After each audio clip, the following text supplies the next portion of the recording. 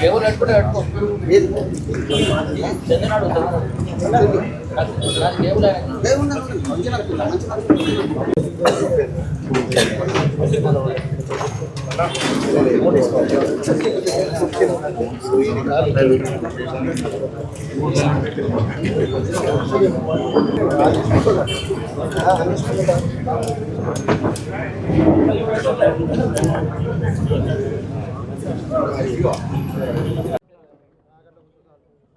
నేను ప్రపోజిషన్ నేను preposition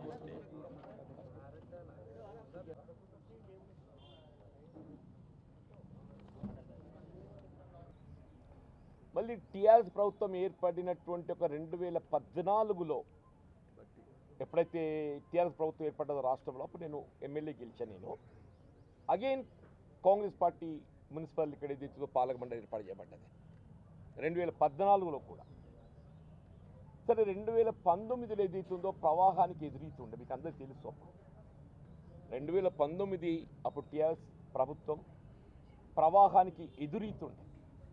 Nizamabad parliamentary నియోజకవర్గం లోపల ఉన్నటువంటి మున్సిపాలిటీలలో కేవలం జగిత్యాల అండ్ రాయకల్ మాత్రమే ఫుల్ ప్రెజర్ కంటెస్ట్ చేసినవి. నిజామాబాద్ కార్పొరేషన్ కానీ, ఆర్మూర్ కానీ, కోర్ట్ల కానీ, మెట్పల్లి కానీ పూర్తి స్థాయిలో వాళ్ళు ఏదైతే పోటీ కూడా నిలబెట్టలేకపోయారు. అంటే ఇది ఎందుకు చెప్తున్నానంటే ప్రవాహానికి ఎదురీత అని చెప్తున్నాను.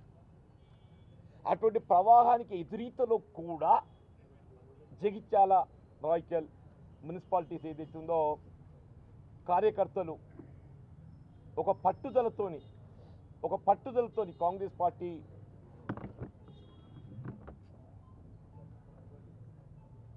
ఒక ఆధిక్యత, కాంగ్రెస్ పార్టీ యొక్క పార్టీ బలోపేతం కొరకు ఏదైతున్నదో ఆ ఎదురీతలో కూడా ఏదైతుందో పోటీ చేసినవి.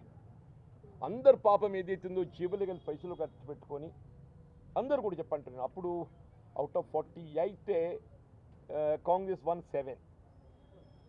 7 independent, I think 3 BJP I believe. సరే ఇప్పుడు ఎన్నికలు వచ్చినాయి. సరే వివరమైన కానీ ఏదైతే 2019 ఎన్నికల్లో ప్రవాహానికి ఎదురీతలో కాంగ్రెస్ పార్టీకి అండగా నిలిచినాం. కాంగ్రెస్ పార్టీ కార్యకర్తలుగా జెండా భుజాన పెట్టుకొని ఏదైతున్నదో గత దశాబ్ద కాలం టీఆర్ఎస్ నియంతృత్వ పాలనలో ఎదురు నిలిచి పోరాటం చేసినావు. కాబట్టి వీళ్ళ రాష్ట్రంలో కాంగ్రెస్ ప్రభుత్వం అధికారంలో ఉన్నది. రేవంత్ రెడ్డి గారు ముఖ్యమంత్రిగా ప్రజాపాలన కొనసాగుతున్నది. ఇవాళ ప్రజాభిప్రాయం ప్రభుత్వానికి అనుకూలంగా ఉన్నట్టు మనకు గోచరిస్తున్నది. వీళ్ళ 50లో కనీసం ఒక 40 గెలుచుకున్నటువంటి ఒక పరిస్థితి మనకు కనబడుతున్నది. 50లో కనీసం ఒక 40 గెలుచుకున్నట్టు ఒక పరిస్థితి కనబడుతుంది.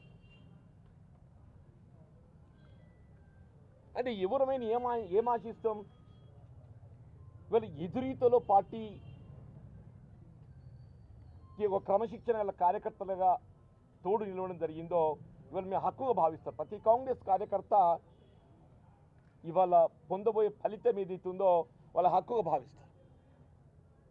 అన్నాడు 2019లో ప్రవాహానికి ఎదురీతలో పొందలేని ఫలితం ఇవాళ ప్రవాహానికి అనుగుణంగా ఉంటుంది. కాబట్టి అందరం గెలుచుకునే అవకాశం ఉంటుంది. ఇవాళ మున్సిపల్ పాలక మండలిలో కౌన్సిలర్గా ప్రతి కార్యకర్త ఏం కోరుకుంటాడు పాపం? ఇవాళ కింది స్థాయి కార్యకర్తలు కోరుకునేది కౌన్సిలర్. అంతకంటే ఎక్కువ పొందగలిగే అవకాశాలు తక్కువ ఉంటాయి. ఇటువంటి పరిస్థితులలో ఆశ్చర్యం ఏంటంటే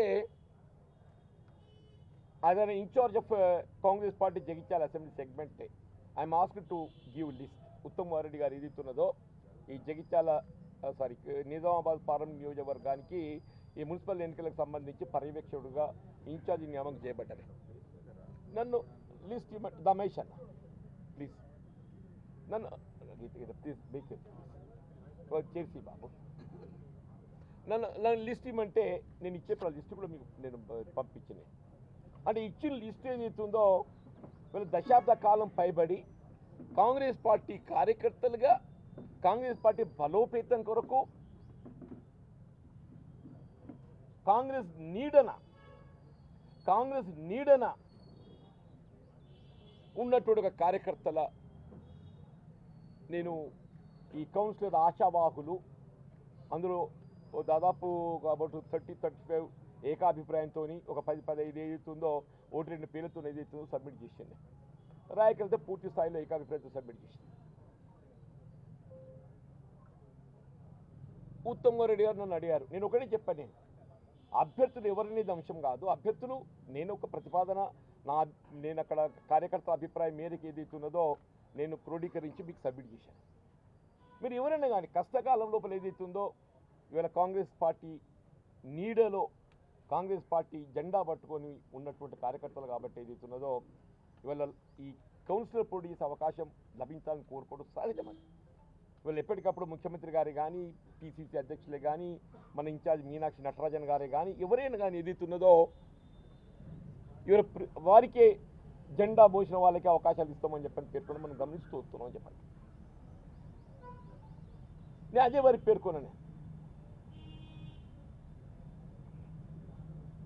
పేర్కొన్నాను, కొన్ని నలుగురు మాత్రమే ఎవరెవరో తెలియదు అని చెప్పి అంటున్నా. లాస్ట్ పాప టౌన్ కాంగ్రెస్ ప్రెసిడెంట్ మేకల్ రమేష్ ఏదైతున్నదో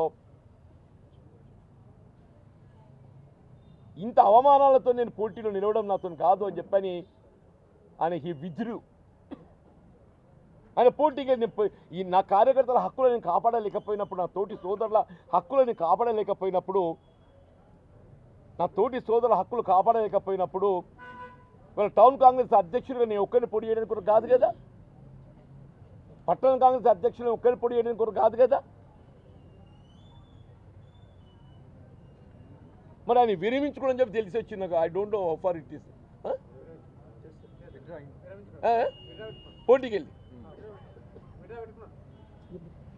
ఏంటి ఆయన తోటి సోదరుల హక్కులు కాపాడలేకపోయింది.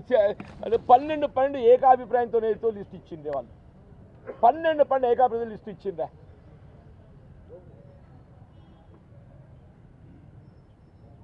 ఈడ కూడా ఈ 50 ఇచ్చిన నేను ప్రతిపాదించే లిస్టు దయచేసి మీకు ఇచ్చింది నేను. వీళ్ళు అప్పుడు 30-35 ఏకాభిప్రాయంతో ఇచ్చింది నేను, సింగిల్ నేమ్. ఒక 10-15 ఏదైతుందో 2 నేమ్స్ 3 నేమ్స్ ఇది ఇచ్చాను నేను. సరే, అమాంగ్ దిస్ యూ కెన్ ఇది కాకుండా కూడా you can go beyond also Congress party,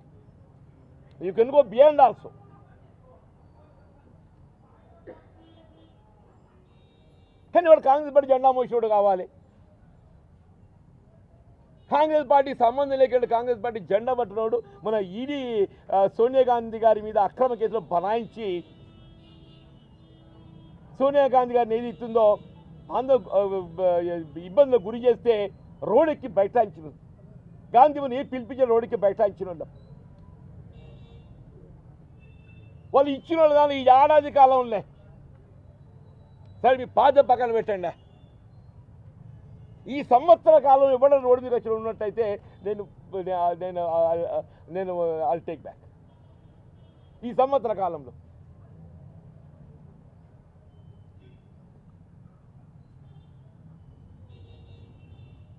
ఏం జరుగుతుంది, ఏంటి, మేము చేసే తప్పేంది, పాపమేంది?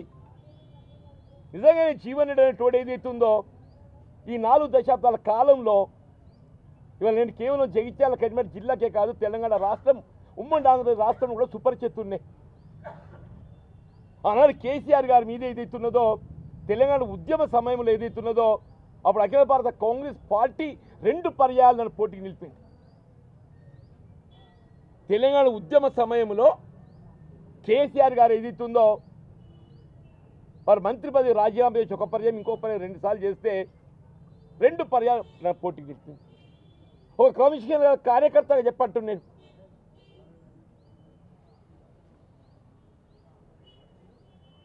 పట్టిన జెండా విడవకుంటే ఏదైతుందో కాంగ్రెస్ పార్టీ బలోపేతం కృషి చేయడమే.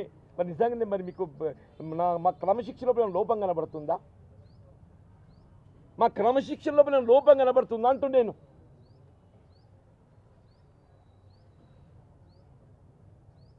మన గాంధీభవన్ ఇంటర్నల్ మీటింగ్లో ఏదైతున్నదో, మన గాంధీభవన్ ఇంటర్నల్ మీటింగ్ లోపల మున్సిపల్ ఎన్నికలు ఏ విధంగా మనం గెలుపు పొందడానికి సలహాలు సూచనలకు ఏర్పాటు చేయబడిన సమావేశంలో టీఆర్ఎస్ అభ్యర్థి ఎమ్మెల్యే గారు వస్తే అరే వాట్ ఇది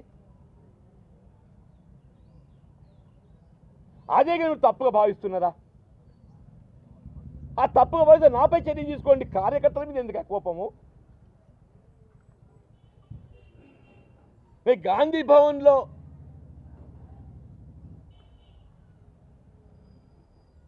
నేను ఏదైతే బీఆర్ఎస్ ఎమ్మెల్యే అనుమతిని నేను ప్రశ్నించడం జరిగిందో దానికి మీరు తప్పుగా భావిస్తే నాపై చర్య తీసుకోండి. ఈ కాంగ్రెస్ పార్టీ కార్యకర్తలు ఏం తప్పు చేసిరు, వాళ్ళే పాపం చేసిరు. నేను జెండా మొత్తే నన్ను పక్కన పెట్టేది ఇస్తుందో ఆ జిల్లా కాంగ్రెస్ అధ్యక్షుడు జిల్లా మంత్రి గారు లక్ష్మణ్ గారు వాళ్ళు సమావేశం ఏర్పడి మీరు నిర్ణయం చేసేది ఉంటారా? నేను ఇచ్చిన లిస్టు లోపల ఏదైతున్నదో మీకు భిన్నాభిప్రాయం ఉన్నట్టయితే కాంగ్రెస్ కార్యకర్తల అభిప్రాయాలు సేకరించి మీరు నిర్ణయం చేసేది ఉంటుంది. నా మీద కోపం ఏదైతే మా కార్యకర్తలు తీసుకోవడం ఏంటే? నా మీద కోపం ఏదైనా ఉన్నట్టయితే నా మీద చర్య తీసుకోండి. ఎవరు క్రమశిక్షణ ఉల్లంఘిస్తున్నా? నేను ఉల్లంఘిస్తున్నా? మీరు అతిక్రమిస్తున్నారా? పార్టీ ఆలోచన విధానాన్ని సిద్ధాంతాన్ని ఎవరు అతిక్రమిస్తున్నారు? పార్టీ ఆలోచన విధానాన్ని సిద్ధాంతాన్ని ఎవరు అతిక్రమిస్తున్నారు? రాహుల్ గాంధీ గారు ఏం చెప్పిండ్రు? మల్లికార్జున ఖర్గే గారు ఏం చెప్పిండ్రు? జై బాపు, జై భీమ్, జై సంవిధాన్ చెప్పని ప్రత్యేకంగా ఒక ప్రోగ్రాం పిలిపించింది. దీనికి ఒక కమిటీ, దానికి మన శివశంకర్ గారి son is chairman for it. Rahul Gandhi garu ఏదైతుందో మొత్తం దేశమంతా ఆయన పాదయాత్ర చేస్తుంటే మనం ఏం చేస్తున్నామని చెప్పంటున్నాను నేను.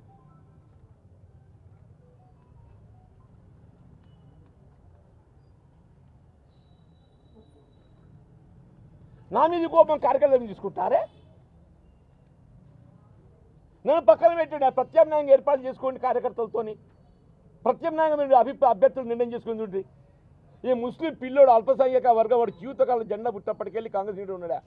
వీళ్ళ పొద్దున వాళ్ళకి టెలిఫోన్ కాల్ వచ్చింది ఆ పిల్లోడికి. ఆయన మిస్సెస్ ఏదైతుందో బీఫామ్ కోసం పోయారు కల్లా నై తుమారా బదలుగా చావుజీ అని చెప్పండి. ఇడున్నారు చూడండి అంటుంది. ఆ బింగి రవి సుమ అని చెప్పాను అమ్మాయి పాపం కాలు వస్తే ఏదో ఫామ్కి పోయారు కల్లా లేదమ్మా మీరు మార్చేసి పండామని.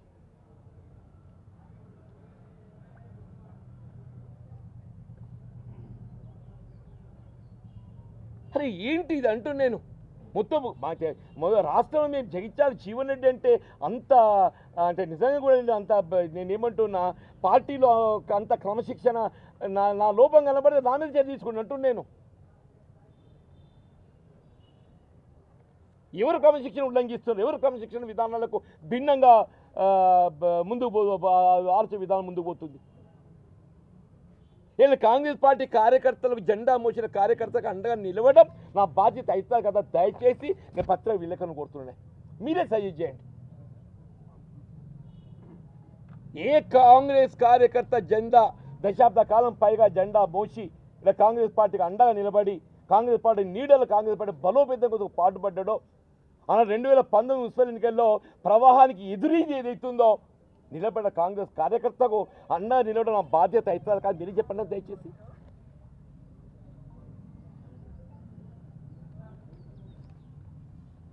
నాకు మీరే మార్గం చూపెట్టాలంటుండే, నేను ఇవాళ ఏం చేయాలో చెప్పండి అంటూ నేను కాంగ్రెస్ పార్టీ జెండా మోషునికి అనుకూలంగా ప్రజల్లోకి పోవాలన్నా లేకపోతే వలసవాదులకు అనుకూలంగా ప్రజల్లోకి పోవాలన్నా? కాంగ్రెస్ పార్టీ జెండా మోషునికి అనుకూలంగా నేను ఓటు అర్థించడానికి ప్రజలకు పోవాలన్నా లేక వలసవాదుల అవకాశవాదులకు అనుగుణంగా ప్రజలు పోవాలి? చెప్పండి అన్న.